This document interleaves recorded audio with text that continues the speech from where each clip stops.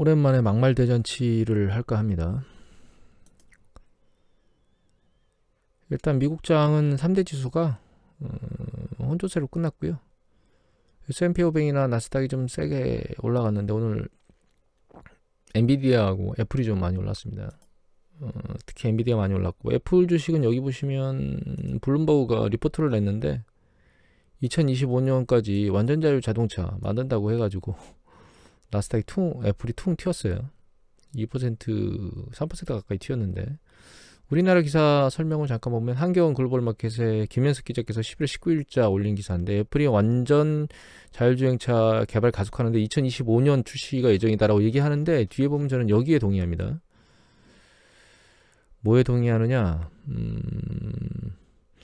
블룸버그는 최근 진전에도 불구하고 2025년까지 완전 자율주행차를 만드는 것은 매우 공격적인 목표다.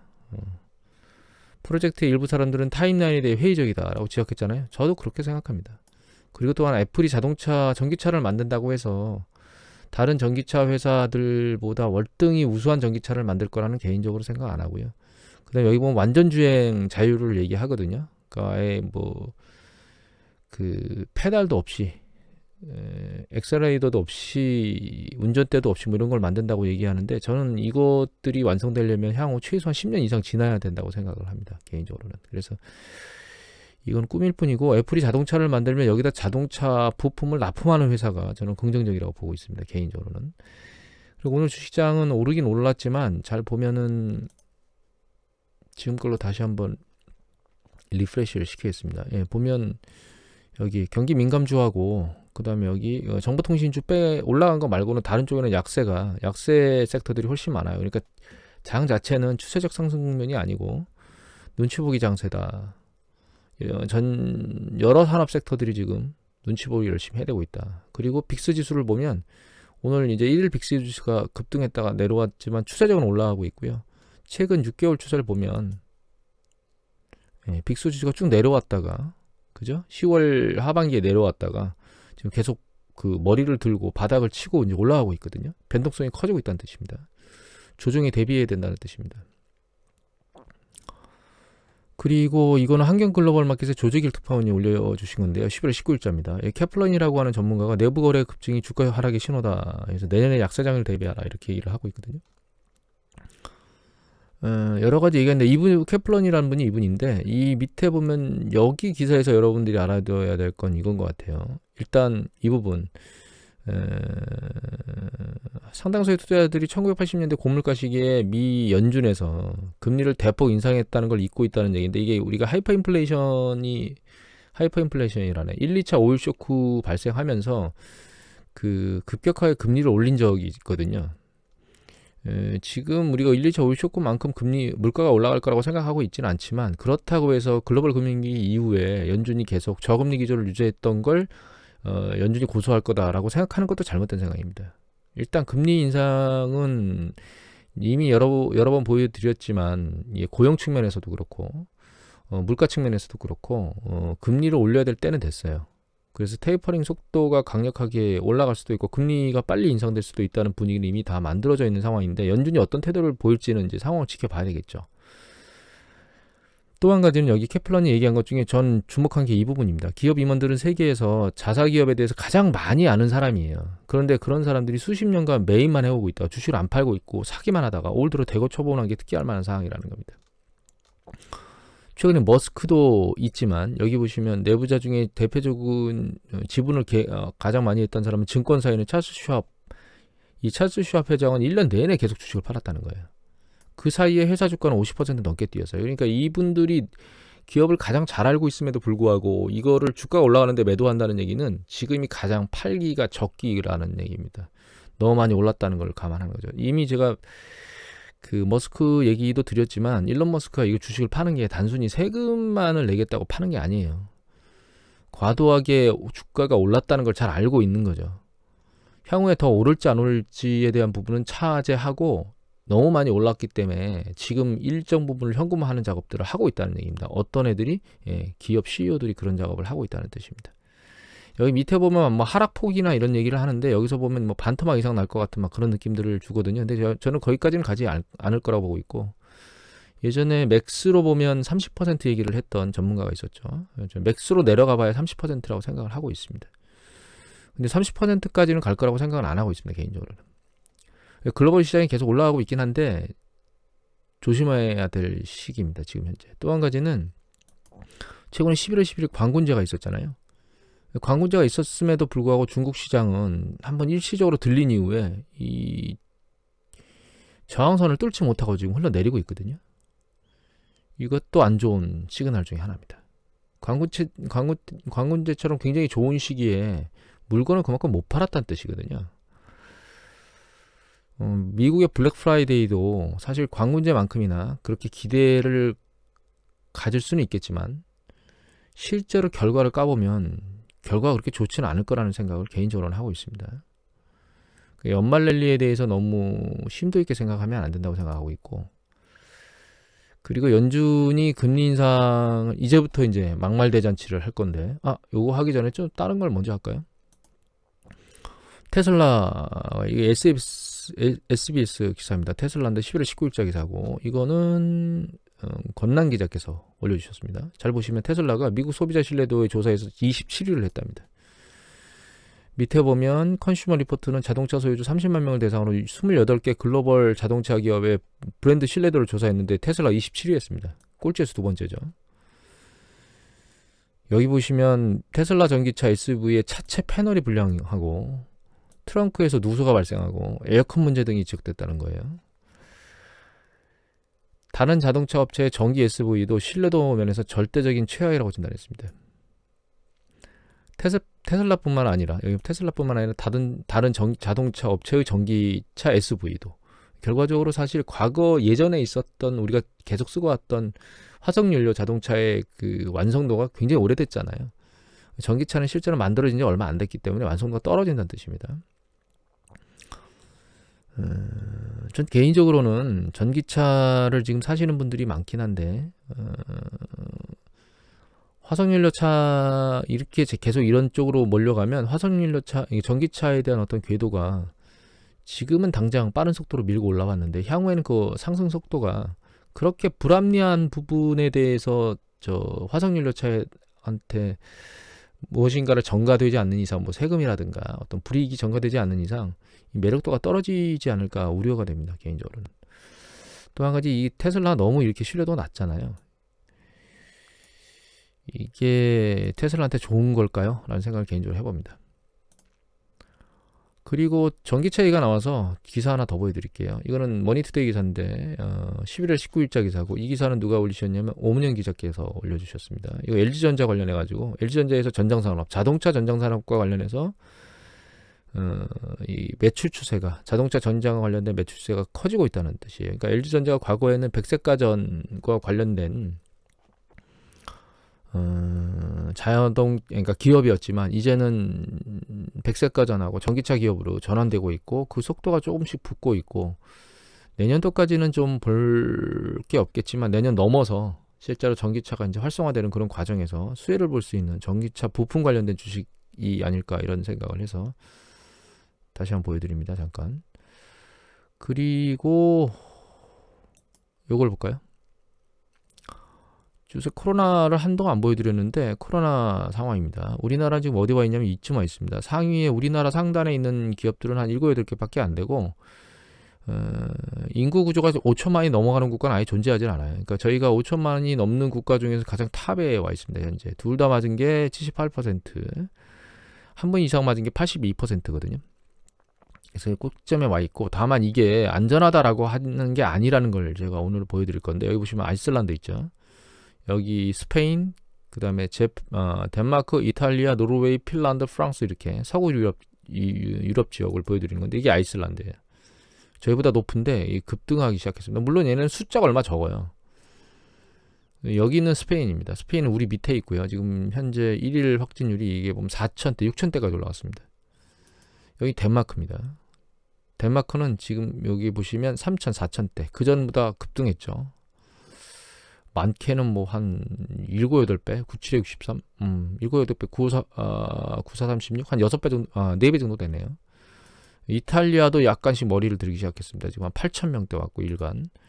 여기 보시면 이게 노르웨이거든요. 노르웨이는 일간 뭐 2000대, 그 전에 이제 100대, 300대 뭐 이렇게 있다가, 이게 프랑스인데요. 프랑스도 여기 보시면 이제 드문드문하지만 이제 폭발적으로 이제 늘어나는 현상을 보이고 있어서 우리나라는 상대적으로 커버를 잘하고 있는 편입니다. 지금 우리나라 같은 경우에는. 그래서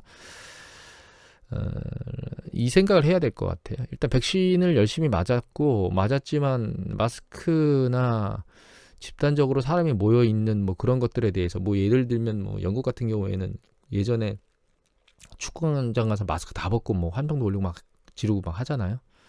그런 부분에 대해서는 일정 부분 통제가 있어야 될 것 같습니다. 이거 그런 통제의 불편함을 우리가 느껴야 되는 이유는 사실은 지금 현재 어려움을 갖고 있는 자영업자들 때문에 그런 불편함을 우리가 수용해 줘야 되는 거죠. 또 그렇게 해서 확진자가 늘어나면 결과적으로는 사람을 나다니지 못하게 한다거나 모이지 못하게 한다거나 이런 영향을 미치게 될 건데, 그럼 이제 공연이라든가 혹은 음식점이라든가 이런 쪽에서 또 타격을 받을 거기 때문에 그런 불편한 점을, 그런 분들을 위해서 우리가 감수하는 게 도리가 아닌가, 그런 생각 개인적으로는 합니다. 막말이죠. 개인적 자유를 침해하는. 오늘 막말 대잔치라고 말씀드렸죠. 그 다음에 드리고 싶은 막말이 이 막말인데, 제가 사실은 이제 이 기사를 연준이 금리를 인상하는데 금리가 인상 시기가 좀 빨라질 거다. 그래서 지금 인플레이션 압력이라든가 고용 때문에 사면 초과에 몰렸다. 이 기사를 찾기 위해서 제가 이걸 올렸거든요. 근데 쭉 내리다 보니까 이 기사가 나왔어요. 뭐가 나왔냐면, 여기 조선일보 기사인데 1일 전에 월가에서 미국이 빚 많은 나라부터 돈 뺄 것 같아서 한국 경제 내년에 심판 대선 내는 거예요. 제가 누군지는 안 봤습니다. 기사 자체를 안 봤으니까.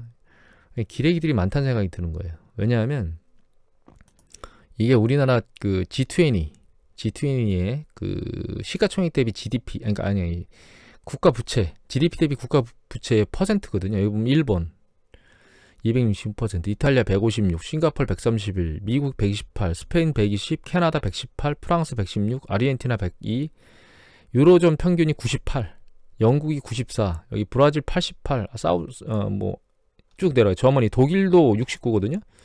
우리나라 어딨냐? 여기 있으면 42에요, 42. 이거보다 좀 높아서 60대라고 본다 하더라도 서구 유럽이 높은 데 많습니다. 우리나라보다.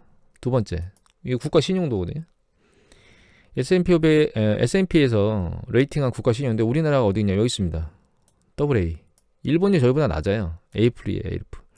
그다음에 서구 유럽 중에서도 우리나라 낮은 곳이 많습니다. 여기 보시 밑에 보면 스페인, 그죠? 이탈리아, 그리스, 벨지움 우리하고 비슷하죠. 그러니까 일본은 우리보다 낮고, 결과적으로 우리나라가 국가보다 날 가능성이 없어요. 그런데 왜 연준에서 빚 많은 우리나라부터 채권을 뺄 거라고 생각을 하죠? 하여튼 쓸데없는 기사를 써댑니다. 이게 결과적으로는 이게 정치색을 쓰고 가지고 기사를 쓰는 거거든요. 대한민국에 기레기들이 많습니다, 사실.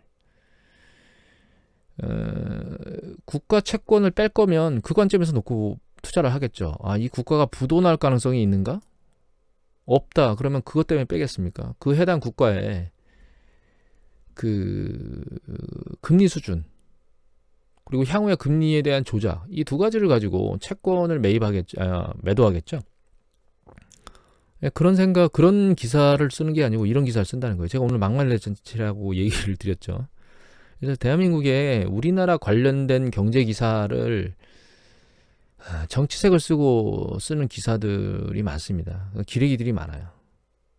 그런 부분들을 좀 조심해서 보셔야 됩니다. 우리나라에서 자금이 안 빠질 거랍니다. 채권 자금이 이렇게 이거에서 생각하는 것처럼 뺄 이유가 없다는 뜻이에요. 또 한 가지 말씀드리고 싶은 것은 이건데, 일본이 경찰청장 독도 방문을 항의해가지고 한미일 협상한 거에 자리에 안 나와가지고 미국만 나왔죠. 근데 저는 정치인들 중에 일본을 우방이라고 얘기하는 사람들이 있는데, 어떤 우방이 우방 국가의 국토를 자기 국토라고 우겨댄답니까? 일본을 우방이라고 생각하는 정치인들은 잘못 생각하고 있다고 생각합니다. 일본은 우방도 아니고 적국도 아니에요. 우리가 필요할 때 같이 손을 잡아야 될 그럴 국가일 뿐이지 미국과 같은 우방이라고 생각하면 안 된다는 겁니다. 아마 남북한이 통일되는 걸 가장 반대하는 게 일본일 거예요. 저희가 지금 일본과 손을 잡아서 우리가 얻어질 수 있는 경제적 이익이 사실은 없습니다. 지금 현재로서는. 예를 들면 기술력이 딸리는 부분이 없다는 걸 알고 계셔야 돼요. 물론 중소기업이 가지고 있는 기술력이 떨어지는 부분들이 있죠. 뭐 반도체에서도 소재나 이런 것들이 있고, 그런 거 이외에 또 하나 우리가 얻을 수 있는 거는 관광자원, 우리나라 쪽으로 이제 관광객이 들어와서 얻을 수 있는 이 두 가지 이외에 일본으로부터 얻어낼 수 있는 이익은 존재하지 않습니다, 사실. 그리고 일본의 우익들이 정치적으로 우리하고 대립각을 계속 세우고, 결과적으로 우리 쪽과 계속 그 분쟁과 같은 것들을 야기하려고 액션을 계속 취하고 있는데, 과거 이게 다른 정부에서 그런 결을 이 진행되도록 무엇인가 뭐 외교적 상황이 진행됐었죠. 위안부 사태도 위안부 합의도 마찬가지고, 뭐 그런 부분들이 지금 계속 갈등으로 계속 이어지고 있는데, 그렇다 하더라도 그런 부분을 차지하고 타국의 영토를 그렇게 자기 거라고 우긴다는 것은 우방이라고 볼 수 없는 행동인 거죠. 그리고 우리나라가 지금 북한과 관계를 강구하지 않아야 되는 거는 왜 그런 거냐면, 우리가 2만 달러대에서 급격하게 3만 달러를 딱 뛰어넘어온 시기가 2000년대 들어서서 확연히 뛰어 올라왔거든요. 그 가장 주된 역할을 한 곳이 중국입니다. 중국이 폭발적으로 2000년대에 경제가 성장하면서 우리나라 국내에서 제품을 많이 필요한 소재나 이런 것들을 다 끌어다가 조립해서 수출한 것들도 있고요. 그 다음에 우리나라 쪽에 있는 제조품들을 많이 수입해 간 곳들도 있습니다. 그리고 관광 쪽으로 많이 들어온 것들도 있고, 이래서 우리나라 바로 가까운 인접한 국가가 폭발적으로 중국이 성장하면서 우리나라가 굉장히 경제 성장이 빨랐었거든요. 그런데 최근 중국이 우리나라에 도움만 주는 게 아니고 대립각을 세우는 형태로 경제 구조가 바뀌고 있죠. 그렇기 때문에 우리나라도 또 다른 새로운 띠뛰기를 하려면 새로운 어떤 무엇인가가 돌파하고가 필요합니다. 그 가장 현실화할 수 있으며 가장 폭발적인 이익을 내줄 수 있는 게 남북 간의 협력이에요, 사실. 그래서 지금 현재로서는 북한과 대립각을 세우는 게 중요한 게 아니고, 북한과 협력 관계로 넘어가는 과정을 진행하게 되면 긴장 완화에도 도움이 되지만, 우리나라 국가가 또다시 한 단계 이제 업그레이드 될 수 있는 그런 어떤 발판을 마련할 수 있는 그런 부분에서 우리는 종전 합의나 이런 것들을 쳐다봐야 됩니다. 그래서 이런 부분도 정치적인 색깔을 과거 우리가 저도 어렸을 때 뭐 늑대, 공산당 그다음에 우리 공산당이 싫어요라고 그렇게 외치면서 돌아가신 우리 이승복이라는 분도 있으시잖아요. 그런 것들을 잊지 않은 사람입니다. 하지만 그 시기하고 지금 시기는 굉장히 오랜 시간이 지났고, 과거에 묶여서 미래를 설계하지 못하면 이 국가 경제가 굉장히 좋지 않다는 것들을 인지해야 된다는 생각을 하는 사람 중에 한 명입니다. 물론 북한은 우리의 적대적 국가 중에 하나는 맞아요. 하지만 계속 적대적 국가로 남아있기보다는 그런 것들을 협력과 화해 형태로 만드는 것이 훨씬 더 우리나라 발전에 도움이 되기 때문에, 북한과 관련된 어떤 액션에 대해서는 무엇인가 생각을 좀 바꿔야 되는 시기가 되지 않았나. 그리고 그 형태의 궤도를 유지해야 우리나라 국가 성장이 한 단계 또 뜀뛰기 하는데 도움이 되지 않을까, 이런 생각을 하게 됩니다. 오늘은 정치적인 색이 있어서 이렇게 말한다는 생각을 갖지 마시기 바랍니다. 개인적으로 저는 포커스가 경제 성장에 달려 있습니다. 그리고 우리의 차세대들이 어떤 국가에서 경제 활동을 할 것이며, 또 우리가 늙어서 어떤 국가에서 살게 될 것이냐라고 하는 관점을 생각해 보면, 그 관점에서 놓고 보면 일본을 어떻게 대해야 될지, 그다음에 북한을 어떻게 대해야 될지라고 하는 생각을 이렇게 하고 있다라고 하는 부분을 전달한 거기 때문에, 여러분들이 알아서 가르쳐 듣고 싶은 대로 들으시겠지만, 오늘은 막말된 잔치를 이걸로 끝내도록 하겠습니다.